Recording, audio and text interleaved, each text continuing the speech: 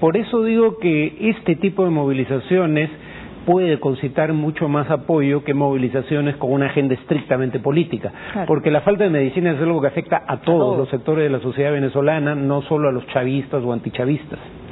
Muy bien, y a propósito de la toma de mando de Michelle Bachelet, el vicepresidente de los Estados Unidos, Joe Biden, ya se encuentra en Santiago para participar de la ceremonia. Hoy se reunió con la mandataria electa y luego con el mandatario Sebastián Piñera. El alto representante de la Casa Blanca dijo que Chile es el mejor ejemplo de una transferencia democrática del poder. Asimismo, anunció que los chilenos podrán viajar a Estados Unidos sin necesidad de contar con una visa. Esto debido a que los vecinos del sur contarán desde el 30 de marzo con un visado especial denominado Waiver que iba a implementarse el 1 de mayo, pero se adelantó de la fecha para este fin de mes. Escuchemos. Chile es el único país latinoamericano en el programa que permite viajar sin visa de Chile a Estados Unidos. Y como parte de mi visita, estoy feliz de decir que no vamos a esperar hasta el 1 de mayo. Vamos a mover el comienzo de ese programa al 31 de marzo. Bueno, vamos a Colombia. La coalición del gobierno del presidente Juan Manuel Santos mantuvo la mayoría parlamentaria tras las elecciones del domingo. Sin embargo, el partido de Álvaro Uribe, opositor a la negociación con las FARC, obtuvo un buen porcentaje de escaños. El presidente de Colombia, Juan Manuel Santos, salió fortalecido de las elecciones al Congreso de su país este domingo, al mantener las mayorías parlamentarias necesarias para una legislatura que se proyecta ser complicada. Con el 98% de los votos escrutados, el partido de la U, el movimiento que lo llevó como su candidato presidencial hace 4 años y por el que se presenta a la reelección dentro de 2 meses, se impuso como primera fuerza política de Colombia. Hago un llamado para que todos los colombianos salgan a votar y que esas votaciones sean tranquilas, sean normales, que todo el mundo vote por quien quiera y que después se acepten los resultados como corresponde en cualquier sistema democrático como el nuestro. Sin embargo, la irrupción en el Parlamento del Centro Democrático, el movimiento de derecha que dirige el expresidente Álvaro Uribe, podría hacer peligrar las aspiraciones de Santos como el proceso de paz con las FARC. El ex jefe de Estado es hoy su más férreo opositor y rechaza la actual negociación con la guerrilla. El nuevo Congreso de Colombia tendrá un importante papel en el desarrollo de un eventual acuerdo de paz. He votado por San Andrés, he votado por la disidencia democrática de Venezuela, he votado contra el sanguinario castrochavismo que algunos quieren traer a Colombia. El gobierno propicia y otros no evitan. Ambos partidos vivieron un tenso mano a mano durante el recuento, en el que finalmente el partido de Santos sacó 21 senadores y 37 representantes, mientras que Uribe, con un partido creado desde cero hace apenas un año, obtuvo 19 senadores y 12 representantes. Muy bien, vamos a saber si Uribe está contento o no con los resultados. Parece que no, él calculaba y lo dijo explícitamente obtener 30 senadores y solo obtuvo 19. Y todo parece indicar que la coalición de gobierno, o sea, el partido de la U, el del propio presidente Santos, el Partido Liberal y el Partido Cambio Radical, del cual proviene el candidato a la vicepresidencia en la fórmula que encabeza el presidente Santos, tienen por sí solos mayoría absoluta en la Cámara Baja, o sea, diputados, y están a solo 5 escaños de la mayoría absoluta en el Senado, y pueden obtener esos 5 escaños en distintas alianzas, con los conservadores por un lado, con los verdes por otro. Así que si Uribe pensaba que iba a poder ser una fuerza que impidiera formar mayoría en favor del acuerdo de paz con las FARC, por ejemplo, no lo ha conseguido. Muy bien, nosotros ahora vamos con El Salvador, donde también hubo elecciones, pero presidenciales. Vamos a contarles que la derecha denunció fraude en un apretado resultado electoral. Con el 100% de los votos escrutados, el partido oficialista ha superado a su rival por 2 décimas. La duda ha cobrado protagonismo en El Salvador luego de la segunda vuelta electoral que se llevó a cabo este último domingo y de la que más del 60% de la población ejerció su deber cívico para elegir presidente. La tendencia de los primeros datos difundidos por el Tribunal Supremo Electoral favoreció con el 50.11% al oficialista e izquierdista Salvador Sánchez Serén del Frente Farabundo Martí para la Liberación Nacional. No obstante, poco a poco las estadísticas se inclinaron hacia el conservador de derecha, Norman Quijano, y luego declinaron. Tras la incertidumbre y a pesar de que el presidente del Tribunal Supremo Electoral ha pedido prudencia y esperar el conteo definitivo, ambos candidatos a ocupar el sillón presidencial se adjudicaron la victoria en los comicios presidenciales, a pesar del pequeño margen de diferencia que separa uno del otro, solo poco más de 6.600 votos. Gracias a aquellos que nos dieron su voto, pero gracias también a aquellos que no dieron su voto. Vamos a gobernar para todos los que votaron para nosotros y los que no votaron para nosotros. Por todos ellos vamos a gobernar con honradez, cumpliendo las promesas. Por su parte, el aparente perdedor de la contienda se mostró optimista. Estamos decididos a defender esta victoria que la hemos construido entre todos. No nos van a robar esta victoria. Vamos a luchar, si es preciso, con nuestra vida, pero la democracia la vamos a hacer valer. En los últimos 10 años, el partido oficialista del Farabundo Martí para la Liberación Nacional ha ganado terreno al conseguir las alcaldías de todo el país en áreas que antes eran bastiones de la derecha. La posible victoria de Sánchez Serén daría al frente un segundo mandato consecutivo, quien ha prometido crear programas sociales para beneficio de los niños. Bien, 2 décimas, estamos hablando, prácticamente es un empate técnico, ¿no?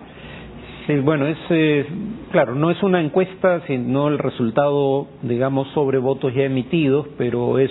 Puede haber dudas, ¿no? Pero digamos, ¿no? Es el tipo de margen que cuando hay algún tipo de irregularidad podría hacer la diferencia, las irregularidades, quiero decir. Sin embargo, no hay razón para pensar de que ese resultado no vaya a ser el definitivo. No hay la misión de observadores de la OEA, por ejemplo, ha validado la elección. En el caso del Tribunal Supremo Electoral, el candidato derrotado, Quijano, lo acusó de estar vendido al chavismo. Este Tribunal Supremo le ha llamado la atención en más de una ocasión al presidente Funes cuando participó en campaña, no pudiendo hacerlo siendo presidente, o cuando lo hizo fuera de los plazos de campaña. Entonces tampoco hay indicios de que el Tribunal Electoral sea un tribunal partidarizado o sectario. Entonces, digamos, ha hecho una mejor campaña de lo que cualquiera hubiera esperado. Las encuestas auguraban un triunfo con una diferencia de un 10% en favor del candidato oficialista, pero ha perdido pese a todo. Sí, y que podría, todo parece indicar el nuevo presidente. Claro, lo que pasa, y tal vez esa sea la explicación de por qué se redujo la diferencia, es que Mauricio Funes no es miembro fundador del Frente Farabundo Martí para la Liberación Nacional, y habría que recordar que el Frente es la vieja guerrilla que peleó contra el Estado salvadoreño durante la Guerra Civil.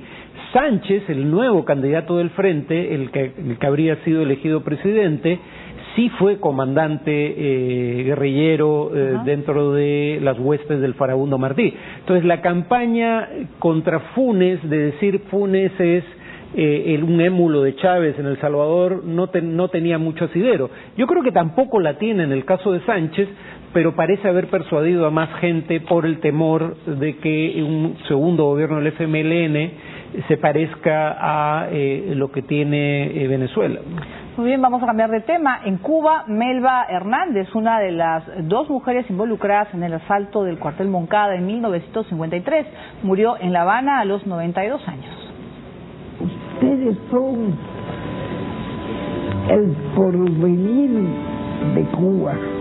A los 92 años de edad, una de las mujeres que acompañaron al ex líder cubano Fidel Castro en las operaciones militares que lo llevaron al poder en 1959, murió en La Habana debido a complicaciones con la diabetes que padecía. Considerada la heroína de la revolución, Melba Hernández fue una de las 4 mujeres que se unieron al proceso revolucionario junto con Aide Santamaría, Celia Sánchez y Vilma Espín.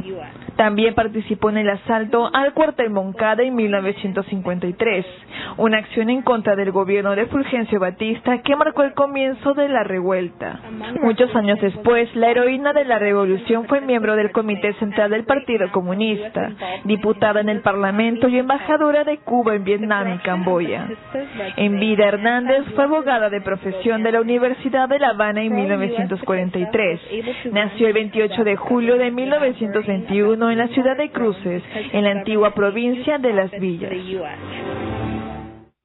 Bien, ahora nos vamos a México. El gobierno confirmó el deceso de Nazario Moreno, el otrora líder del cártel La Familia y también miembro de los Caballeros Templarios, quien por error fue dado por muerto hace más de 3 años, tras descubrir que Nazario Moreno, cuyo cuerpo nunca fue encontrado tras el tiroteo del 2010, todavía estaba vivo, fue localizado, interceptado y también abatido por las fuerzas federales en el oeste del país en una operación en la que participaron más de 2.000 agentes policiales. Al final de este operativo, que duró varias horas, 5 agentes también perdieron la vida. Muy bien, como decían en las series cómicas mexicanas, no estaba muerto, no estaban de parranda, realmente, ¿no? Porque era que ya daban por muerto, ¿y cuántos más?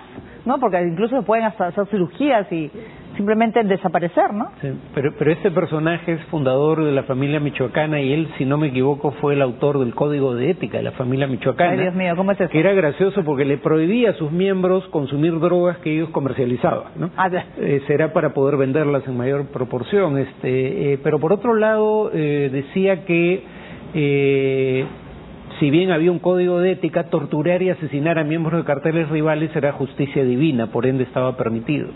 Claro, pero por ejemplo, ¿qué acciones cometió ese sujeto? Hablemos un poco del tema, porque los caballeros templarios y la familia michoacana, estamos hablando de los principales cárteles en México, o sea, y que se han caracterizado por su crueldad también y por la violencia, ¿no? Los caballeros templarios surgen de las cenizas de la familia michoacana cuando su líder fundador muere. Entonces, digamos, todos o casi todos los altos líderes de los caballeros templarios fueron a su vez miembros de la familia michoacana, incluyendo este personaje. Pero repito, él era sumamente sanguinario y a la vez era un promotor de los valores familiares, claro, no de la familia de sus víctimas, obviamente, era, como dije, fue el autor, si mal no recuerdo, del código de ética de la familia michoacana. Entonces, ¿cómo uno puede compatibilizar ser cabeza del crimen organizado y perpetrador de tantas atrocidades con esta defensa de los valores familiares y de la devoción divina? Vaya uno a entender cómo funcionaba su cabeza. Pero por ejemplo, bueno, por la foto un poco se hizo, ¿no? Pero físicamente no quiso alterar su rostro, pero sobre todo que es una racha buena que está teniendo el gobierno de Enrique Peña Nieto, además de la captura del Chapo. La semana pasada han decomisado un cargamento de 119.000 toneladas de minería ilegal que iba a ser exportada a China. Estamos hablando pues que está dando los golpes, creo que se buscaban, ¿no? Porque además es larga la lista, ¿no? de delincuentes, ¿no? Que tiene que atrapar. Paradójicamente, cuando Peña Nieto llega al gobierno, dice que la forma de medir el éxito de su estrategia contra el crimen organizado no va a ser cuántos capos del narcotráfico capture o mate, como era el caso con su antecesor, el presidente Calderón, sino si se reduce la violencia contra la población civil, los secuestros, las extorsiones, los asesinatos. Sin embargo, en el caso específico de Michoacán, cuando surge un movimiento como el de las autodefensas que pretende reemplazar al Estado, eso obliga a prestar una atención particular a este Estado, a el gobierno central, al gobierno federal, en un contexto en el cual además, digamos, las autodefensas empezaban ya a chocar no solo con el crimen organizado, sino con el propio Estado. Muy bien, vamos a hacer una pausa en el programa y vamos a